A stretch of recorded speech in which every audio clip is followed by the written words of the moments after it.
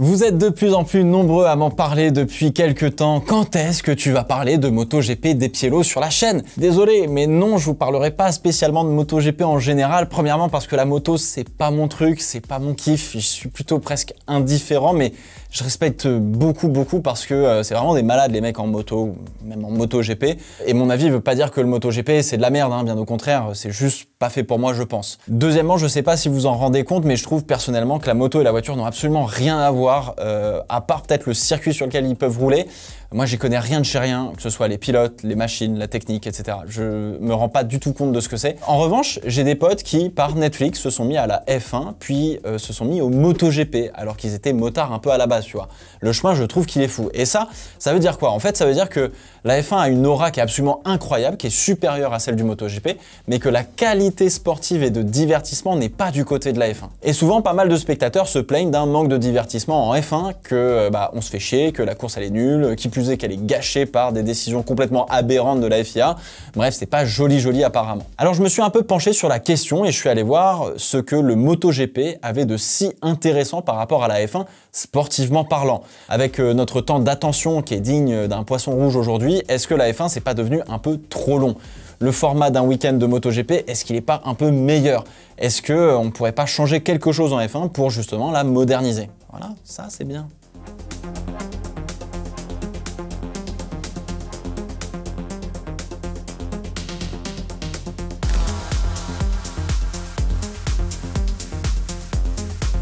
Je vous fais pas un dessin, aujourd'hui notre temps d'attention est en moyenne de 8 secondes et ça diminue depuis le début des années 2000. Et j'ai des troubles de la mémoire immédiate. Je sais pas si c'est la faute des réseaux sociaux, mais on va partir du principe que ils sont pas innocents. Pourtant, nous sommes capables de regarder des formats longs de divertissement que l'on a sur YouTube ou sur Twitch par exemple. Du moins, on sait se mettre dans le mood pour regarder une vidéo de 45, 50 minutes, voire 1 heure ou même des lives de plusieurs heures parfois.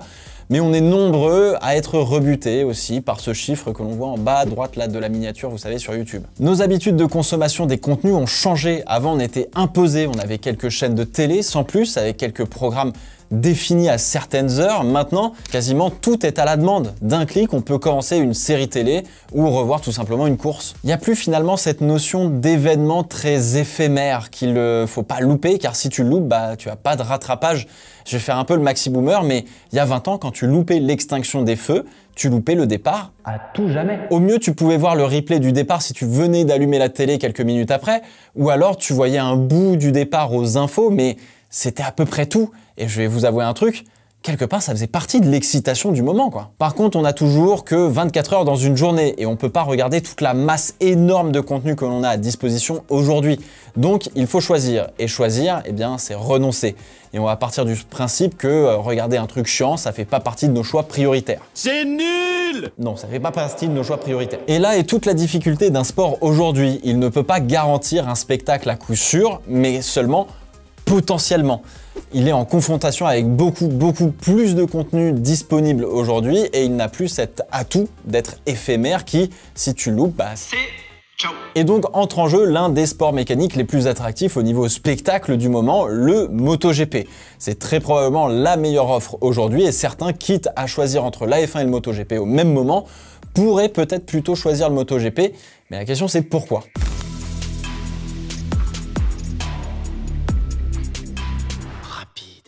Je suis rapide. Alors comme je vous l'ai dit, le MotoGP, moi j'y connais rien. Premier truc logique à faire dans mon cas, c'est de comprendre comment fonctionne le sport et les séances. Le format du MotoGP est plus proche d'un format sprint en général que d'un format Grand Prix traditionnel qu'on a en tête pour la Formule 1. Alors les noms donnés à chaque session, c'est non, c'est complètement merdique, mais dans l'idée, c'est pas con. Donc, FP1 le vendredi, tranquille, tout le monde roule, ce sont des essais qui sont normaux. Practice l'après-midi, c'est comme des essais libres, sauf que les 10 meilleurs à la fin de la séance sont automatiquement qualifiés pour la Q2. Les autres devront passer par la Q1. Le samedi, on fait une FP2, donc ce sont des essais normaux comme la FP1. Du vendredi, on peaufine les réglages de la moto, etc. Puis on a Q1. Les 2 meilleurs de Q1 passent en Q2, on fait Q2 et on a notre grille pour la course sprint et pour le Grand Prix.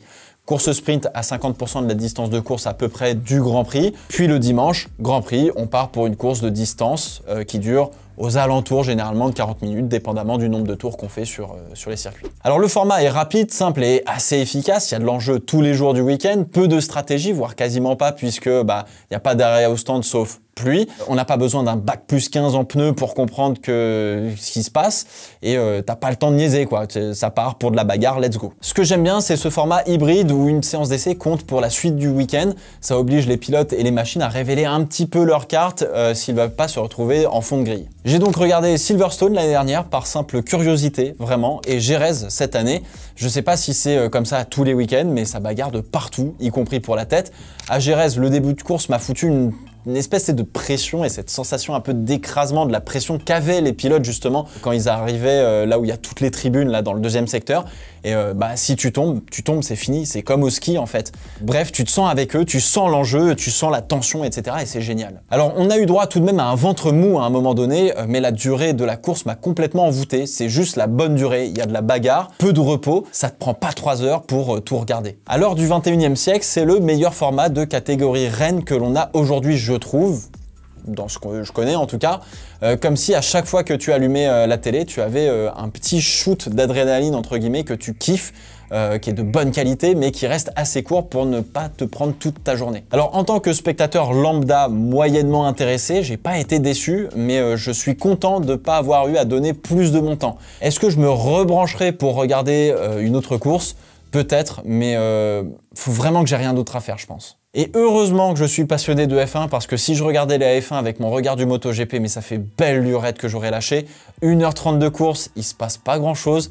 Dès qu'il y a un événement, le débat part dans tous les sens, tout le monde s'engueule sur savoir qui a raison ou qui a tort et personne sait qui a raison ou tort à la fin, c'est un Bordel.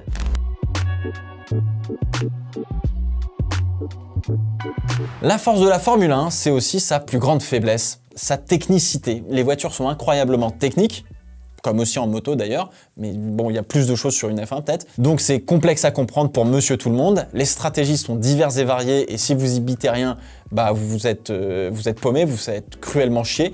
Le règlement est très technique et ouvert à un nombre infini d'interprétations, ce qui fait que le sport est jamais clair, donc du coup c'est le bordel. Un week-end de Grand Prix traditionnel jusqu'au qualif le samedi après-midi, il se passe vraiment pas grand-chose. FP1, FP2, FP3, peut-être il y a un crash, un problème, bref, est-ce que ça vaut le coup de regarder pour comprendre la suite du week-end? Pas nécessairement, c'est plus pour les fans hardcore qui suivent vraiment tout, ouais. La qualif Q1, Q2, Q3 est aujourd'hui la meilleure séance du week-end que l'on a. On voit tout le monde, c'est un mini tournoi, ça dure 1 heure et jusqu'au bout, on ne sait pas qui va prendre la pole. Comprendre la qualif, ça reste aussi relativement à la portée de tout le monde. Avoir des notions de comportement de voiture et de pilotage, ça aide un petit peu mieux à comprendre, mais c'est la même chose avec la moto, hein.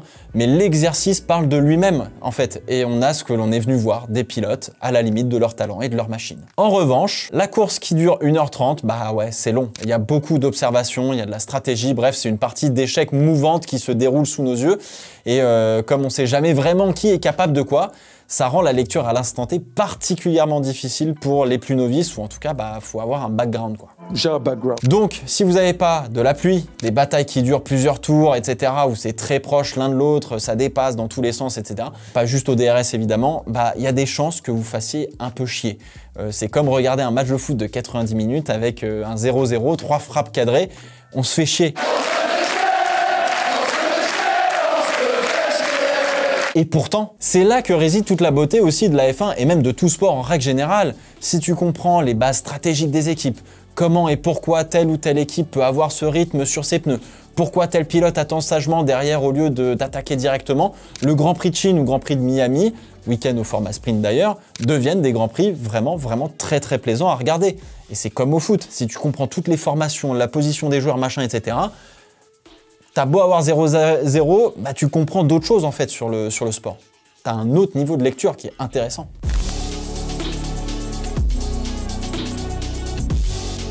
On a 2 catégories de courses sur circuit, l'épreuve de vitesse et l'épreuve d'endurance. L'épreuve de vitesse, c'est finir une distance le plus vite possible.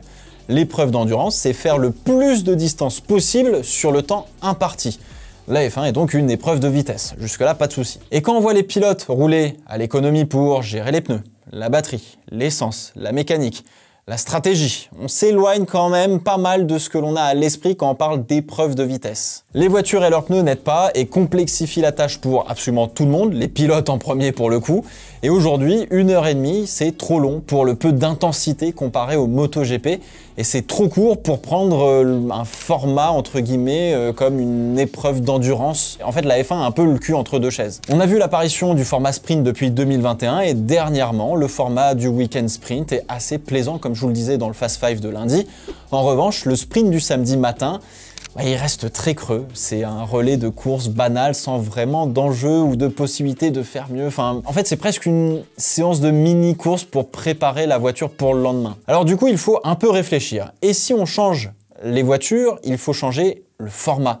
Les deux vont de pair et tant que l'on ne touchera pas au Grand Prix dominical, on aura toujours du mal à faire évoluer le sport pour qu'il soit aussi spectaculaire que le MotoGP. Expérimentons si vous le voulez bien. Si le Grand Prix dimanche durait 45 minutes, soit la moitié d'un GP actuel, mais que ça se déroulait à fond, est-ce que ce serait pas mieux? Parce que si c'était le cas, on pourrait avoir des voitures avec un réservoir de carburant qui serait 2 fois plus petit, ce qui libère pas mal de place sur la voiture, ce qui la rend plus petite et ce qui la rend plus maniable, ce qui redevient bénéfique pour les batailles et notamment le pilotage. Derrière, il faut forcément des pneus qui ne peuvent pas se dégrader où on peut attaquer sans relâche.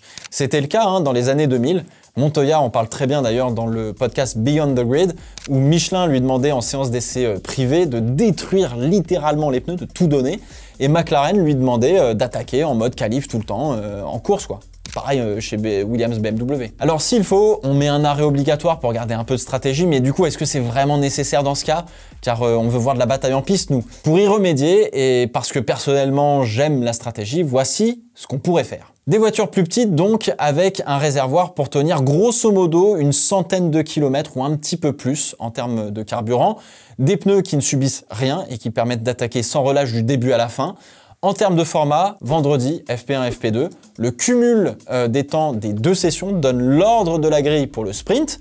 Le sprint, samedi matin, on part sur une distance de course de 100 km par exemple, comme c'est le cas aujourd'hui, pas d'arrêt obligatoire, choix des pneus libres, etc. Et puis derrière, on a la qualif, Q1, Q2, Q3, on ne touche pas ce qui marche extrêmement bien, ce qui est absolument magnifique. Et puis enfin, le Grand Prix le dimanche, au lieu des 300 km, on fait 200 km, c'est un petit peu plus court, avec un arrêt obligatoire où on change les pneus et on remet de l'essence, mais pas en même temps. Un peu en mode WEC, vous savez, voilà, on met d'abord de l'essence, puis ensuite on change les pneus par exemple. Faut arrêter cette histoire de l'essence, c'est pas safe, ça prend feu, gna gna gna gna gna. Non, c'est la précipitation qui fout le bordel où ça prend feu. Aujourd'hui, on sait faire des arrêts avec de l'essence où ça se passe bien. On a de l'acharnement en piste, une stratégie assez claire pour tout le monde où l'undercut ne peut se jouer que sur 3, 4, 5 tours. C'est moins complexe et une durée plus courte mais qui laisse quand même de la place à pas mal d'événements en course. À l'heure actuelle, pour apprécier la F1 à sa juste valeur et du fait de sa complexité, il faut acquérir du savoir, tout simplement. Mais cela demande du temps et de l'investissement, probablement plus qu'on ne le pense, et même si on aime bien la F1, même si on est fan, ce temps, on l'a pas forcément toujours. Le MotoGP a un format qui est très intéressant sportivement pour notre époque où tout va vite, voire trop vite, dont la Formule 1 pourrait s'inspirer. Si sportivement le MotoGP est plus disputé que la F1, il ne bénéficie pas de sa plus grande complexité, sa plus grande technicité peut-être, ou en plus grand nombre j'ai envie de vous dire, qui est à la fois un frein et un magnifique attribut d'ailleurs pour notre sport. L'un ou l'autre, faut choisir, mais au vu des débats infinis sur les réseaux sociaux, la F1 gagnerait à être plus abordable en surface, tout en conservant forcément un petit peu ce sel de complexité.